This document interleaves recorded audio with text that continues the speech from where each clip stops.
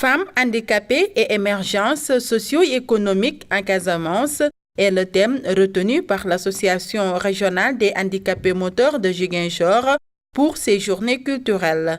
Cette 5e édition du genre a été un moment de communion et de partage.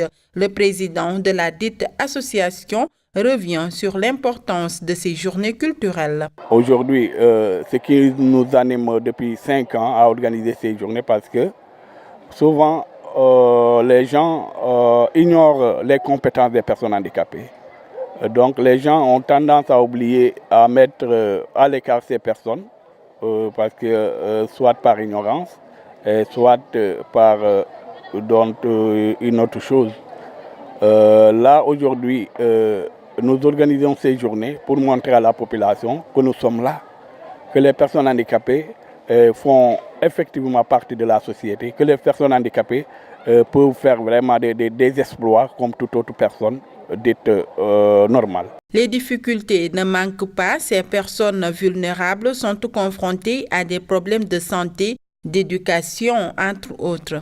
Les personnes handicapées, d'une manière générale, rencontrent d'énormes difficultés. Donc des difficultés liées à une éducation, à l'emploi, donc, et à la santé. Parce que pourquoi je dis donc des difficultés liées à l'éducation, à la formation, parce que beaucoup d'enfants handicapés jusqu'à présent ne sont pas à l'école. Donc pour faute d'infrastructures spécialisées pour certains types de handicap. Donc quand je prends l'exemple des sourds-muets, je prends l'exemple des déficients visuels. Ici, au niveau de la région de Ziguinchor, il n'y a aucune structure de prise en charge pour ces types de handicap-là. Alors que ces enfants, donc tous les enfants ont les mêmes droits. Et aujourd'hui, on ne peut pas concevoir qu'une région comme la région de Ziguinchor, il n'existe aucune structure de prise en charge, aucune structure spécialisée pour ces types de handicap. Cette manifestation a vu la participation des handicapés venant des autres régions du Sénégal et de la sous-région. Tous ont montré leur savoir-faire à travers des chants et danses, mais aussi dans la transformation des produits locaux. Aujourd'hui, j'ai l'honneur de présenter pour eux ce thème qui est femmes handicapées et émergence socio-économique. Donc nous savons tous que être femme handicapée présente une double discrimination. Parce qu'il y a une discrimination pour elles en tant que femme et une autre discrimination sur le plan de leur handicap. Donc c'est pour cela qu'ils ont décidé de vraiment parler de ce thème, de sensibiliser les femmes et les populations pour qu'on ait un autre regard différent sur les femmes en situation de handicap. Ces femmes-là sont des personnes à part entière. Elles appartiennent à notre société. Donc elles ont besoin aussi de participer à la vie économique du pays pour que le pays puisse se développer. Donc le pays a besoin de toutes les entités, de tous les enfants de ce pays-là, pour qu'ils puissent émerger. On ne peut pas, comme l'a dit le président de cette association tout à l'heure, on ne peut pas aller sans une frange de la population. Il faut qu'on y aille tous ensemble pour arriver à l'émergence. Donc ici, il s'agira de dire quelles sont les contributions de ces femmes-là, qu'est-ce que ces femmes peuvent apporter pour que le pays émerge. Qu'est-ce qu'elles ont besoin, de quoi est-ce qu'elles ont besoin pour participer à cette émergence-là? Quelles sont les contraintes qui les freinent? Donc nous allons essayer de voir tous ces aspects-là pour peut-être sortir des recommandations pour que vraiment elles puissent participer à l'émergence du pays. Les élèves du privé catholique se sont exprimés ce week-end à travers la poésie. Face au public composé de parents d'élèves et d'enseignants, les poètes en herbe ont montré leur talent caché. Ces derniers étaient à cet effet acteurs et auteurs de poèmes.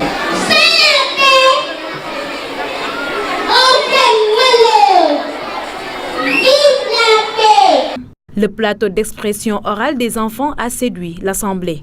C'est très important pour nous et pour les enfants, en cet hommage que nous faisons à la poésie. C'est très bien qu'on puisse l'organiser et je pense que nous renouvelerons cet événement tous les ans. Permettre aussi aux enfants de mettre en exergue leur talent Donc eux-mêmes, ils ont créé leur poème et quelques citations qu'on leur a données. Et pour l'avenir, on souhaite que ça continue et ça va vraiment renforcer les liens et développer le sens de la lecture. La prestation des enfants portait sur la paix pour cette première édition de l'hommage à la poésie et au slam. L'initiative est saluée, mais avec un peu de réserve. C'est toujours un plaisir de répondre présent à l'appel des enfants, surtout quand ça concerne l'éducation. Et je déplore quand même la non-présence de certains parents. C'est un plaisir que de venir entendre son enfant, écouter son enfant et apprendre au fait ce que fait son enfant à l'école. Aujourd'hui, c'est l'hommage à la poésie et ils ont donné beaucoup plus de place à la paix. Je demande aux parents d'élèves pour une prochaine fois de répondre présent à l'appel de leurs enfants. Les élèves ont déjà pris goût à l'activité. Elle est désormais enregistrée dans le calendrier des activités annuelles de l'inspection de l'enseignement catholique de Ziguinchor pour inciter les enfants à aimer la lecture.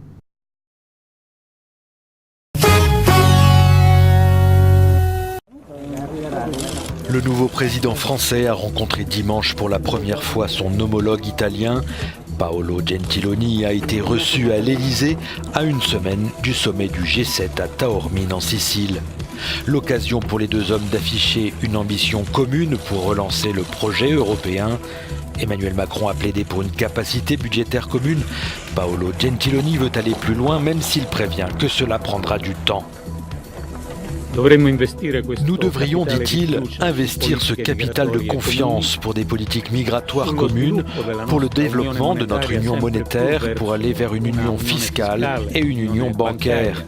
Nous voulons des règles communes que l'Italie a l'intention de respecter et qui devront encourager plus de convergence et non des différences entre les pays européens. Je sais les défis que l'Italie a eu à vivre en matière de migration.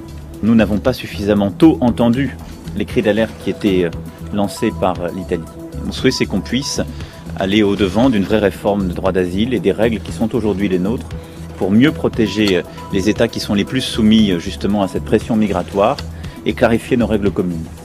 Depuis jeudi, l'Italie est de nouveau sous pression en Méditerranée. En 48 heures, le pays a dû prendre en charge plus de 4000 migrants au large de la Libye, soit une augmentation de plus de 30% depuis le 1er janvier. Comment Facebook gère-t-il les messages haineux ou les contenus pornographiques? Dans son édition de dimanche, le quotidien britannique The Guardian a levé le voile sur la politique de modération des contenus sur Facebook. Le journal anglais a eu accès à des documents internes qui montrent que les consignes données aux modérateurs sont parfois incohérentes, voire déroutantes. Ainsi, concernant les crimes commis en direct, comme récemment en Thaïlande, après le meurtre d'une fillette de 11 mois, Facebook indique que les images ne sont pas systématiquement retirées. Le réseau social estime que ces vidéos pourraient avoir des vertus informatives pour dénoncer notamment les maladies mentales. Facebook a annoncé de son côté l'embauche de 3000 modérateurs supplémentaires pour mieux contrôler ces contenus.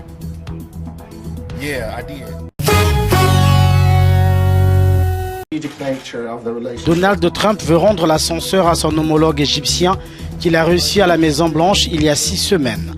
Le président américain a exprimé dimanche son intention de se rendre bientôt en Égypte à l'occasion d'une rencontre avec Abdel Fattah al-Sisi à Riyad, en Arabie Saoudite.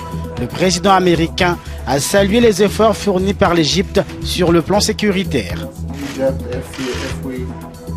Nous avons des échanges excellents avec l'Égypte et vous avez fait un travail formidable dans des circonstances très difficiles et la sécurité semble assurée. Nous apprécions cela et vous félicitons pour ce travail excellent. La coopération entre les deux pays porte sur la lutte contre le terrorisme, entre autres.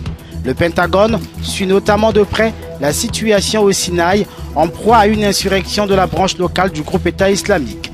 Si l'ancien président Barack Obama avait gelé l'aide militaire américaine à l'Égypte après la destitution du président islamiste Mohamed Morsi et la répression sanglante de ses partisans, l'axe Washington-Le Caire semble avoir retrouvé un certain dynamisme depuis l'arrivée au pouvoir de Donald Trump. Le 45e président des États-Unis a promis de maintenir une forte aide à l'Égypte malgré sa volonté affichée de réduire les aides de son pays sur le plan international.